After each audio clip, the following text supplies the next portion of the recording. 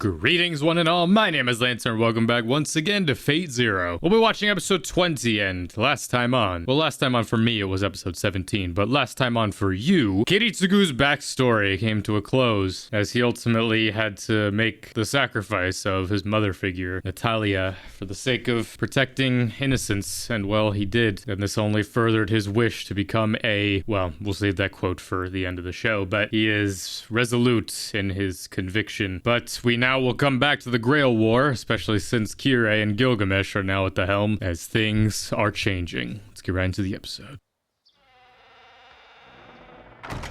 Leaving him alone. First time they've been alone since the castle, I think.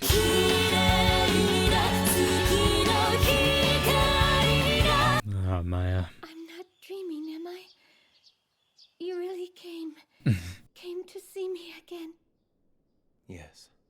She thought that she would never see him again, which, fair. One can say why he's here, truly, to reclaim Avalon, but he does care about Irie, clearly, the time they shared together, but I mean, he knew that this would eventually happen. It's one thing knowing something is coming, and it's another when it's actually here, all for his wish. My last task is to return this to you.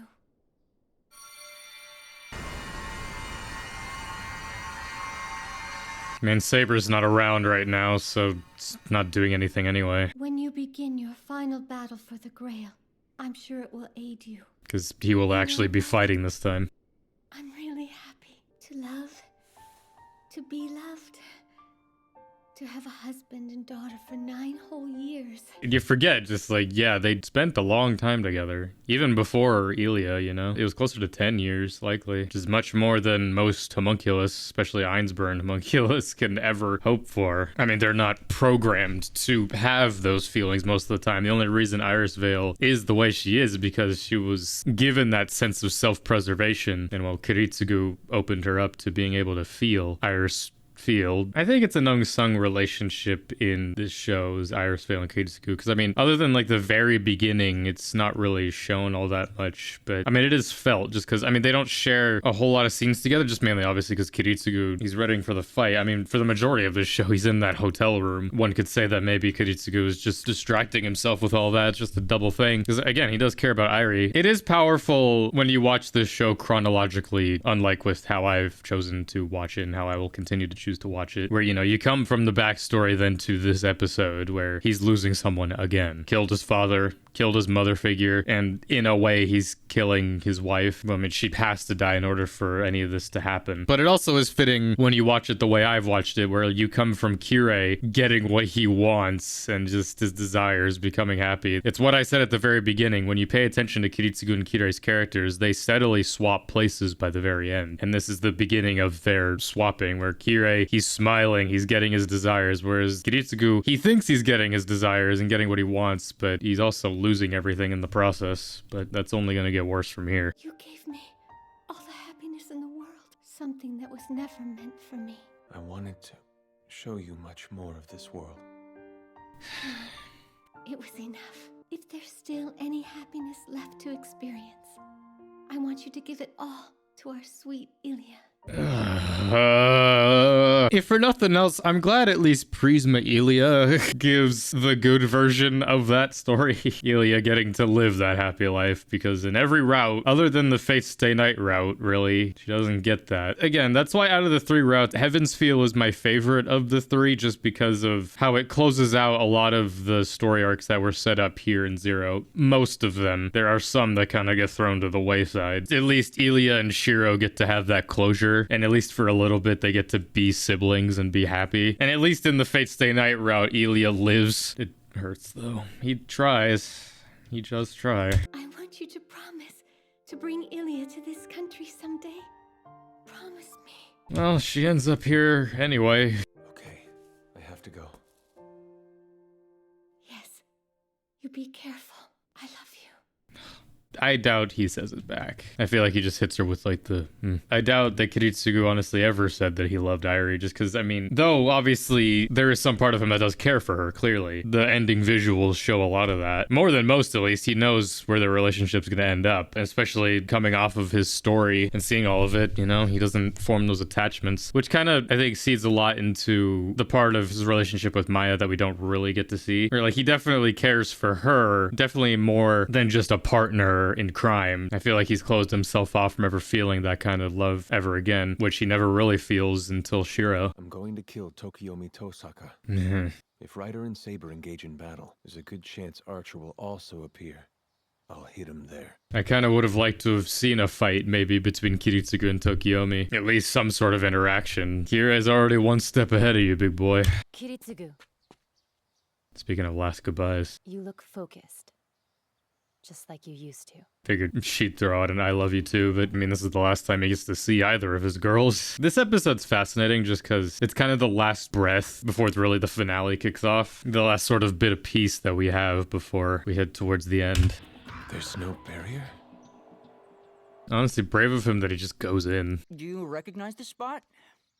This is the place where I summoned you. You should be able to recover much more quickly here. Much faster is the word you're looking for. Much more quickly. I mean, expended a lot of power against Castor, uses reality marble, fought for quite a while. We gotta remember again, like, the time frame of these episodes, which I would love to see a proper stitching together of this whole story. Because I feel like when you watch it week to week, you definitely don't get the sense that just like, this takes place over the span of less than 2 weeks. We get the counter at the end of the episode. It's like a little over 260 hours. It's like the Castor fight was at most 2 days ago. I've decided that I'm staying here all day. So take my mana, as much as you want. Just don't kill me. A little exposed. Finding out afterwards that someone's been onto you the whole time is, well, it's a bit embarrassing. You idiot! You should have just told me about it. I thought that maybe I could tough it out a little while longer. But the fatigue from the river battle has hit me harder than I expected. When it's all said and done, your noble phantasm consumes a ton of power. At first, I didn't really notice. Honestly, instead of using mana that was supposed to come from me, you managed to use your own stored power, didn't you? What's the big idea doing that? Well, as a servant, I'm a natural soul eater of sorts. Yeah. Hey, I'll be watching that show at some point. I mean, that is part of it. I mean, you see it with Berserker and Karya. There's no concern for his master there, so he's gonna take as much power as he wants, which I'm pretty sure we do get to that scene next. But at least Ryder, he's more concerned, obviously, about Waver. Which, I mean, shows. It's like the first time he used it, it didn't really affect Waver that much, but now it's gotten to the point where it's just like he has no choice but to stay in spirit form, because otherwise he would end up killing Waver slowly. You, when I expend mana at my maximum rate, it could put your life at serious risk. Yeah. This is a battle that I got us into. Unless I bleed or make sacrifices, there's no point at all of winning this war. All I wanted was to prove myself that someone just like me can take whatever it is he wants with his own 2 hands. We're gonna have this conversation again. All of that only applies if the Grail truly exists. I once did something similar. Fought ferociously for something that might not have even existed. I mean, if it doesn't exist, how is any of this even happening? One does wonder, just outside of the Holy Grail War, could you still summon a servant? I mean, you do need the command seals, which only appear during the time of the Grail War, when the Grail chooses its masters. Just because, like, servants ultimately are kind of just, like, most mana-juiced out familiars that you can have. Finally, though, someone's just like, what if the Grail doesn't even exist? What indeed? And they were so swept up by my story that they all followed me on my quest without a single doubt. Many died along the way, all dreaming of Okeanos until the very end. I'd had no idea the world was an enclosed sphere.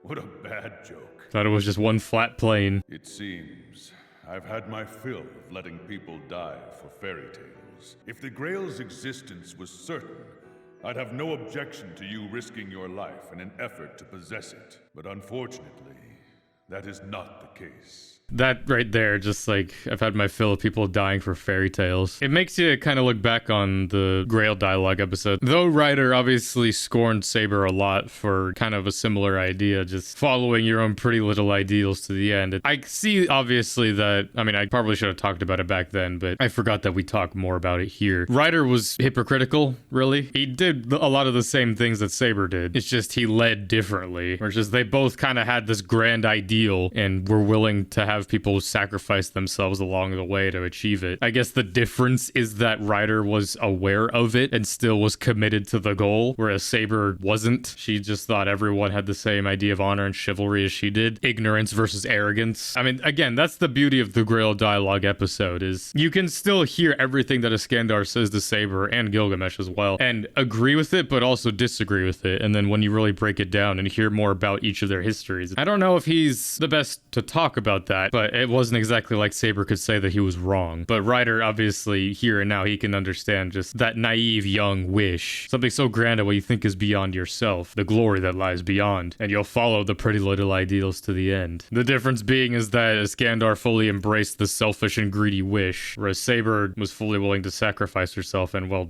did. But that is not how a person should live. Don't you forget, I am still your master.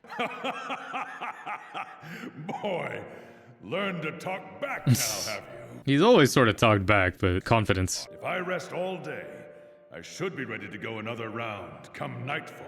Another round? What exactly are you planning to do next? I'm thinking that we should begin with Saber. If I only use the Gordius wheel for flight, there really shouldn't be a problem. However, I'm afraid I'll only be able to employ my Ionian Hetyroi one more time. I see. I don't think it'll be against Saber. Probably save it for the later fight with Archer. Yeah, part of me wonder just, like, if he did use Ione Hetyroi against Saber, how would she counter that? I mean, Excalibur's powerful, obviously, and I think it would wipe out the majority of his army. It's a case here where either way, Ryder really loses to both Saber and Gilgamesh, but we'll get to those fights eventually. Why is it you want to fight Saber first? I must defeat her, and no one else. Yeah. As a heroic spirit, it is my responsibility. If I don't show that silly girl the right path, the path to true kingship, I fear she'll never learn. That would be too sad to bear thinking about. Boy, quit keeping yourself awake and just go to sleep. Rest is the battle that you face right now. Yeah, I mean, that's why I wish Ryder and Saber got to talk really one last time during their fight. I mean, I guess you could say that they had enough talking during the Grail dialogue, but just in the path to true kingship, would slaying her really show her that? Well, I guess slaying her on his own. Next time. I am the shunned, the scorned, the despised. Speaking of draining servants. My name is unworthy of praise, my body unworthy of envy. I am the shadow cast by the heroic spirit's light. Yeah. The darkness born in the shadow of shining legend. The shadow of Excalibur. Thus do I hate. Thus do I resent. I feed on the lamentation of those who sink into darkness and curse those who shine so brightly. Her shadow is my shame. Her shadow remains forever unsullied. You are the sacrifice. Again, fitting coming off of Ryder talking about just like, oh, I don't want to drain you completely, boy. I don't want to harm you. Whereas Berserker does not give a fuck. I mean, this is the most we really get in terms of an interaction between Karya and Berserker. Just sort of setting up Berserker's inevitable reveal of who he actually is. But hey, we're back home. Ugh. I'm going to die soon. Really, what a sorry sight you are. You look absolutely terrible. I'm not blaming you for your current condition. To be perfectly honest, I never would have imagined that you'd hold out for this long. One thing I don't know is who the fuck allowed themselves to bear this man's child? Like, who is Karya's mother? Who is Mrs. Mato? Both Karya and Byakuya. Is it weird to maybe say that they were born because of the worms? I felt like that would make them more powerful, but how did this man have kids? I shall give you the ace I've kept hidden up my sleeve, secreted away for use at precisely this stage of the game. One last roid bug. The worm I just gave you is very special. It was the first to feed on Sakura's innocent purity. For an entire year, it has been devouring the girl's life energy. It's a magnificent mana source. Now go back and fight Karya, and make good use of the precious life force you've stolen from young Sakura. Go and use every ounce of your flesh and bone to acquire the Holy Grail.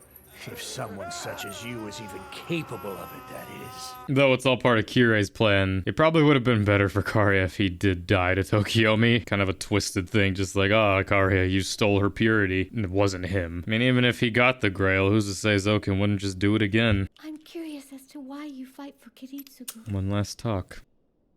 Because I have nothing else in life. I can't remember my family, or my own name for that matter. Maiya Hisao was the name on the very first fake passport that Kiritsugu made for me.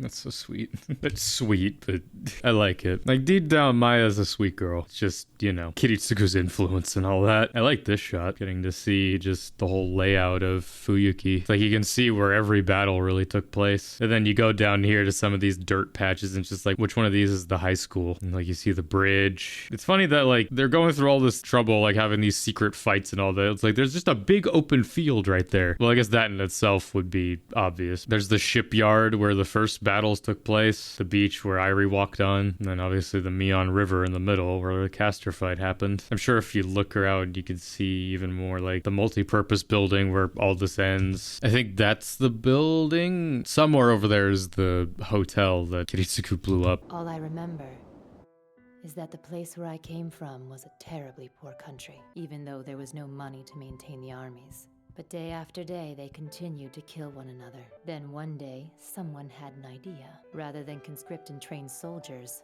it was cheaper and faster to abduct children and send them out to fight the battles. Aim at the enemy and pull the trigger. That was my sole function in life. Every fucking show we've watched on this channel, most of them, has been like something either with child soldiers or child experimentation or both, showing just the most cruel thing humanity can do. Corrupt the youth, which I guess feeds a lot into fate. As a human being, I'm dead inside. But the outer shell continues to function.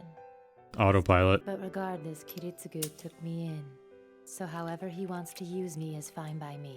And that's the reason I'm here. To It's tell you the truth, sweet. madam, it was your passion for all this that surprised me. You've been secluded in the castle where you were born, knowing so little of the outside world. Yeah. I kind of would have liked if in Fate Stay Night, because there's no way you're fully washing that stain out. I would have liked if there was just like a little shadow of a stain still on this carpet, like Rin walks over it every day. That stain's still there. So I simply can't imagine why you would fight this hard for Kiritsugu's dream. You're right. I cannot truly understand Kiritsugu's ideals. I've been sheltered. And I know practically nothing of the world that Kiritsugu longs to change. All the ideals I speak of are merely words that I learned from him. I've always told him that I thought he was doing the right thing, and also that those same ideals were worth giving up my life for. And I've pretended that I understood him. Sad. I mean, especially after everything she saw with Lancer. She saw the true Kiritsugu, what he's willing to do. I mean, I always kind of felt that. It's just like, I mean, Irie, again, she's programmed and created just for this war. She's kind of just a sponge. Like anything Kiritsugu threw out, she just absorbed and took as fact. But it's nice at least here at the end, she understands that she never really had any feelings of her own. They all were just kind of echoes of Kiritsugu, which in a way Maiya kind of was that too. I mean, she just said just like he can use me however he wants. But it's nice at least that she has sympathy for her. It's just nice having these two characters be connected to each other at the end of both of their lives. Because I mean, they're really the same, just empty shells that Kiritsugu gave a purpose to. It was the most dead inside man that gave such happiness to both of them. Have you no wish or longing of your own? I wish for Kiritsugu and Saber to prevail and win possession of the Holy Grail. Right. You support the Ainsburn's desire to attain the third magic? No, what I desire is an end to conflict in the world. If Kiritsugu's wish comes true, and fighting everywhere comes to an end, the battles for possession of the Holy Grail here in Fuyuki will be no exception. I want this fourth battle to be the last of the Holy Grail Wars. Yeah, that would have been nice. Sadly, this is a prequel. But again, when I first watched this show, I was just like, surely, yeah, this ends and Kiritsugu... Of course, back when I watched this show fucking 5 years ago for the first time, I was naive. I hadn't watched a lot of other shows or anything that, you know, added to my nihilism and cynicism towards the human race. So, you know, I was hopeful back then, because again, I didn't know really anything about Fate. Like, I didn't even know that there was anything after Zero. I didn't know it was a prequel. I just so happened to get lucky, and this was a story that establishes, you know, the rest of Fate's Day Night. So it wasn't until after I finished it that I went and looked up, just like, is there more? And boy, was there more. But just, yeah, hearing that of just like, oh, an end to conflict, an end to this war. And well, I mean, as much as that idea of wanting an end to war just, again, comes from Kiritsugu, I do like the idea that Airi just genuinely wants to see the world at peace. I mean, who doesn't? But again, as the Grail will point out to Kiritsugu later, it's just like an end to conflict would mean an end to humanity itself. If Kiritsugu and I fail to get the Grail, then Ilia's next. Yeah. But that is the destiny that an Einspurn homunculus must bear. She's half human though, but yeah, it doesn't matter. Even if she's like 1% Einsburn, she's Einsburn. I mean, that's the thing. It's like we setting up with all of these big families, you know? Like with Zoka, it's just like, oh, Karya, go and win the war. But, you know, just in case you don't, Sakura will be next. Tokiomi just like, I'll win. But if I don't, Rin will be next. And then, you know, Oct. Yeah, Irisviel, Kiritsugu, go and do it. But in case you don't, Ilia's next. Which is interesting because, I mean, again, I forget the exact detail of why instead of 60 years between the 4th and 5th war, it's only 10. I mean, it makes me wonder just if any of the families were then preparing just like, yo, so in case the 5th war doesn't work out, the 6th war. If that comes true, she'll be able to live out her life as a normal human being. What will you do after Kiritsugu reaches his goals and saves the world? Cool seeing Kiritsugu down I don't here. expect to survive that long. I'm sure it will be that kind of world once Kiritsugu changes it. You do have a reason to exist. You think so? Yeah. You must look for your real name and then go out and find your family. You must learn who you are and etch yourself into the memories of others. It's nice coming from her. So live, Maiya, for yourself and for me too. But all that has to wait until after the battle ends. Giving her a Right purpose. now, we must be cautious. Both he and I. The one who died was Tokiomi Tosaka. Oh, Maiya, you really are stubborn. Just gonna pause it before we then get to that. Fucking Irisviel is a living curse. Just telling these characters to live, and every single character she tells that to. Ugh, I don't want it for Ilia. Well, it happens. Yeah, oh, live, Maiya. She literally has minutes left. But that's fate for you. Attacking in broad daylight. Ryder. By my command seal, I order you! Go to the storehouse, immediately! Kiritsugu.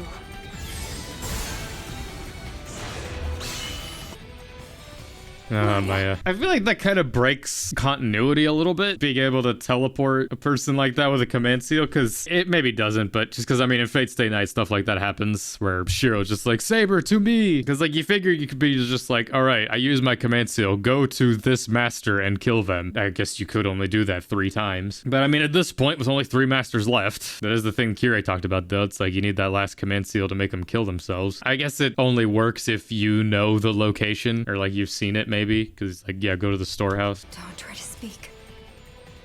Follow him. Don't let him escape with her. But if I leave, Don't worry. I'll be just fine. Kiritsugu will come soon. So, hurry.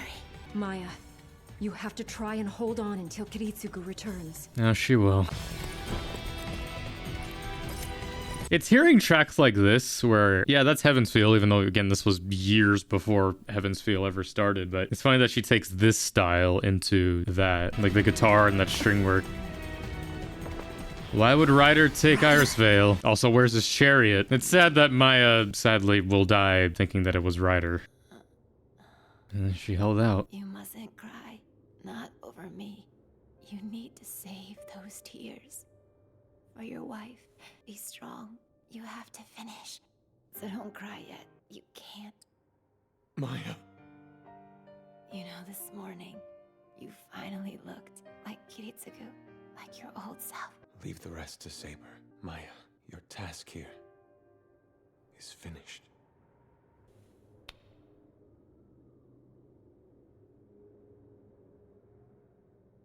Maiya. Maiya?